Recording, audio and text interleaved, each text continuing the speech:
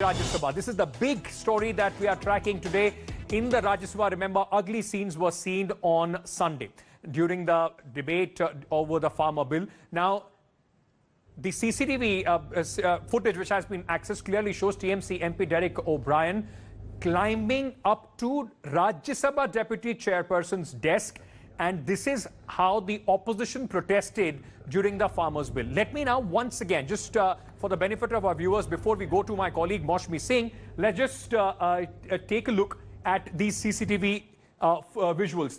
Derek, and he yesterday said, I challenge you if you can show any, if I tore the pages or not. Look at this. Derek O'Brien going towards the chairman of the deputy chairperson at that point of time, and he's very angrily pointing fingers at him. And these are the marshals and the staff of the deputy chairperson who's trying to take Derek away. And now almost sort of a scuffle breaks out where Derek is in fact being taken by the marshals. And on the other hand, he continues his aggressive posturing, aggressive gestures towards deputy chairperson. Now this is the point where the scuffle, in fact, look at this. It just becomes extremely unruly, street-like, kind of a scuffle, which is now taking place where the marshals are pulling him down.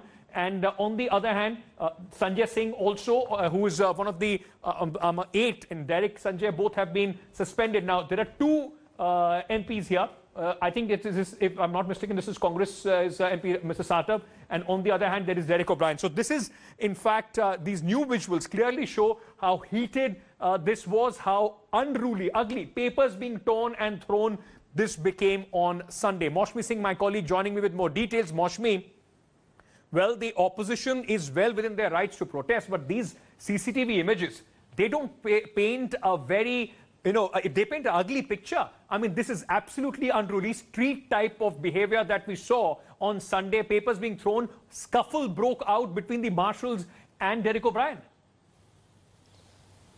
Absolutely, Ankit, you said it right, because those pictures really, put a big question mark on the conduct of the members of parliament and belonging to the opposition party. If they were unhappy about something, they could have protested in a certain way, which was according to the discipline and decorum of the House. But if you look at those pictures, Derek O'Brien is very, very close to the presiding officer. He's just reached the chair, and he also flings a rule book. You have Rajiv Sartab, who's also very close to the chair, and definitely it's as the government said that the behavior was a blot on democracy.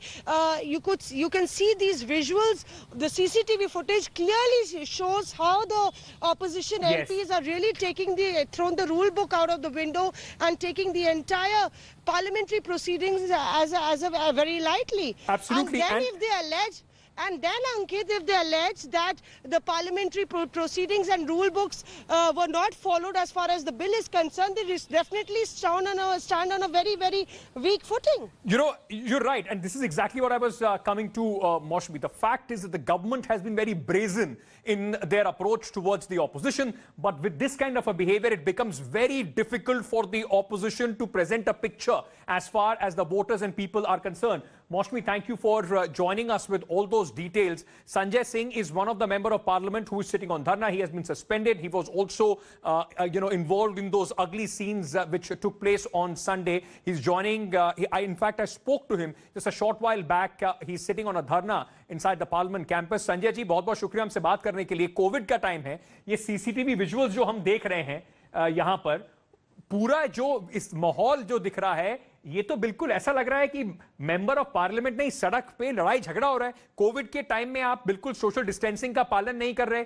आप लोग इस तरह से लड़ाई कर रहे हैं जैसे कि बिल्कुल पर्सनल सड़क पे बिल्कुल झगड़े वाली सिचुएशन दिखाई पड़ रही है. आपने पूछा कि इस बिल का हम विरोध क्यों कर रहे हैं. इस बिल में MSP खत्म कर दिया गया है, यानी किसानों को चौराहे पर खड़ा कर दिया गया है. यानी अब न्यूनतम समर्थन मूल्य देना सरकार की जवाबदेही नहीं होगी.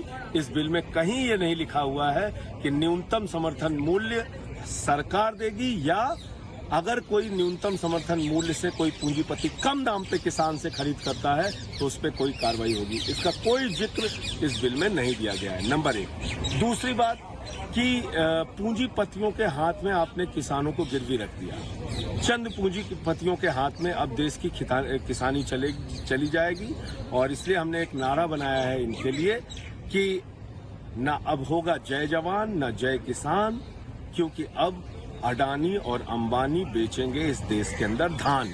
तो ये होने जा रहा है।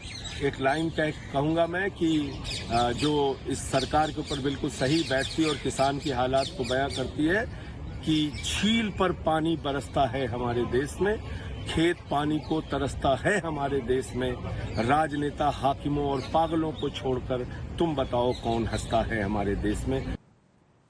पर ये सब ठीक है, आप एमएसपी का विरोध कर रहे हैं, वो सब ठीक है, पर क्या विरोध इस तरीके से होता है? कोविड के टाइम में आप लोगों से झगड़े कर रहे हैं। कोविड के टाइम में ऐसा लग रहा है कि बिल्कुल संसद के अंदर कोई मर्यादा नहीं रखी जा रही है। इन विजुअल्स को देख के कैसे जस्टिफाई करेंगे आप? तो क्या कोविड के समय में अंकित जी 4 मार्शलों के द्वारा पकड़ के घसीट के बाहर किया जाना ये लोकतंत्र है? क्या बगैर नंबर के अल्पमत में होने के बावजूद करोड़ों किसानों के खिलाफ एक काला कानून पास करना ये संवैधानिक है क्या? जब बीजेपी के पास नंबर नहीं था तो ये काला कानून क्यों पास किया गया? हम उसके लिए लड़ रहे थे, और हम यहाँ कोई पार्लियामेंट में अपना चेहरा दिखाने नहीं आते। हम यहाँ देश के किसानों की आवाज उठाने आते हैं, हम यहाँ देश के नौजवानों की आवाज उठाने आते हैं। लोग ये कहेंगे कि कोई तरीका तो था नहीं इस तरह से आवाज उठाने का, लेकिन प्रधानमंत्री खुद इस पर बात कर चुके हैं। उन्होंने खुद अश्योरेंस दिया है कि एमएसपी जो है उसको हटाया नहीं जाएगा, जो मंडी सिस्टम है उसको कहीं नहीं हटाया जा रहा। कृषि मंत्री ये बात कई बार कह चुके हैं। तो उसके बाद भी आपको बिल्कुल भी देश के जो प्रधानमंत्री हैं उनकी बात का क्या जरा सा भी यकीन नहीं है संजय जी? आपने अभी सवाल पूछा कि आपको क्यों भरोसा नहीं कि प्रधानमंत्री जब कह रहे हैं कि एमएसपी मिलेगी तो एमएसपी मिलेगी, मिनिस्टर्स कह रहे हैं एमएसपी मिलेगी तो एमएसपी मिलेगी। अरे ऐसे कुछ नहीं होता। आप भी इतने समझदार पत्रकार हैं, इस पूरे बिल को पढ़िए। इसमें कहीं बिल में एमएसपी देने का, न्यूनतम समर्थन मूल्य किसानों को देने का कोई जिक्र ही नहीं है। तो जैसे हर बार मोदी सरकार ने जनता से झूठ बोला, वैसे ही ये एक और बड़ा झूठ है किसानों के साथ। पहले भी उन्होंने कहा था नोटबंदी से देश की तकदीर बदल जाएगी, काला धन खत्म हो जाएगा, आतंकवाद खत्म हो जाएगा, पता नहीं क्या क्या दावे किए थे। और कब तक अब आप लोग बैठेंगे पार्लियामेंट के अंदर? कब तक यहां पर आप पार्लियामेंट के अंदर बैठे रहेंगे इस तरीके से? आप 8 लोग हैं, क्या समर्थन आपको और पार्टी से मिल रहा है? कब तक बैठेंगे आप लोग? देखिए अंकित जी, अभी तो हम लोग यहाँ संसद के परिसर में 8 सांसद जो निलंबित हुए हैं वो यहाँ पर बैठे हुए हैं। हम किसानों की आवाज उठा रहे हैं। देश के करोड़ों किसान इस वक्त अपने आप को ठगा हुआ महसूस कर रहे हैं। पंजाब में, हरियाणा में, उत्तर प्रदेश में, जगह जगह पे, बिहार में आंदोलन चल रहा है, और हम लोग उनके समर्थन में उनकी आवाज उठाने के लिए यहाँ संसद में बैठे हैं, अनिश्चितकालीन के लिए बैठे हैं। और राष्ट्रपति जी से हम मांग करते हैं कि 111 संविधान की धारा के तहत इस बिल को अपनी स्वीकृति न दें। ये अवैधानिक तरीके से पास किया गया है, बहुमत न होने के बावजूद लोकतंत्र की हत्या करके पास किया गया। Hi everyone, Preeti Chaudhary here. Hope you like this video. For latest news and analysis, like and subscribe to the India Today YouTube channel. And don't forget to press the bell icon to stay updated. Thank you for watching.